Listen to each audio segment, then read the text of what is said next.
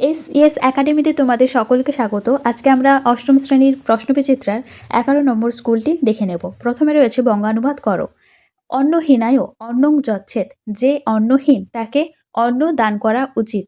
সূর্যে উদিতে পদ্মং প্রকাশতে, সূর্য উঠলে পদ্মফুল ফোটে। নিচ শ্লাঘ্য পদং প্রাপ্য স্বামিনং হন্তুমিচ্ছতি, নিজ ব্যক্তি সম্মানজনক পদ পেয়ে নিজের প্রভুকে হত্যা করতে চায়।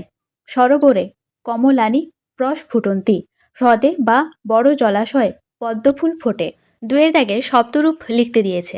প্রথমে রয়েছে আত্মানং অর্থাৎ নিজেকে, দীপিনম চিতা বা চিতাবাঘ, হতোদ্যম যার উদ্যম নষ্ট হয়েছে বা নিরুৎসাহ, চতুমঞ্জুরি ঝরে পড়া ফুলের গুচ্ছ, সখী অর্থাৎ বন্ধু বা নারী বন্ধু।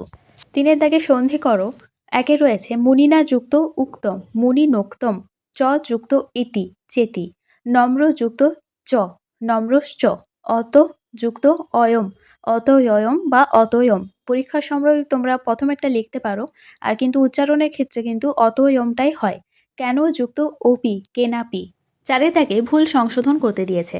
অহং তত্র ন স্থাস্যন্তি, অহং তত্র ন স্থাস্যামি, স্থাস্যন্তি জায়গায় হবে স্থাস্যামি। গ্রামস্য নিকষা নদী, গ্রামং নিকষা নদী, গ্রামং হবে। মিথ্যা বদ, মিথ্যা মা বদ। সংস্কৃত প্রতিশব্দ লিখতে হবে।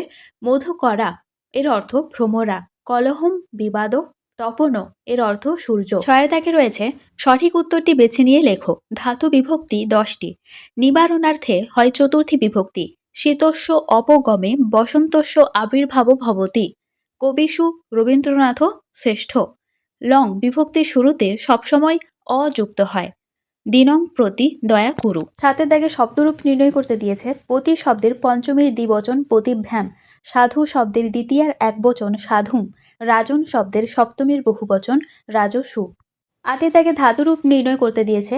ভূ ধাতুর লোট মধ্যম পুরুষ দ্বিবচন ভবতম, পা ধাতুর বিধিলিং উত্তম পুরুষ একবচন পিবেয়ম, স্থা ধাতুর লং প্রথম পুরুষ বহুবচন অতিষ্ঠন। আজকে এই পর্যন্তই। পরের দিন আমরা 12 নম্বর স্কুলটা আলোচনা করব।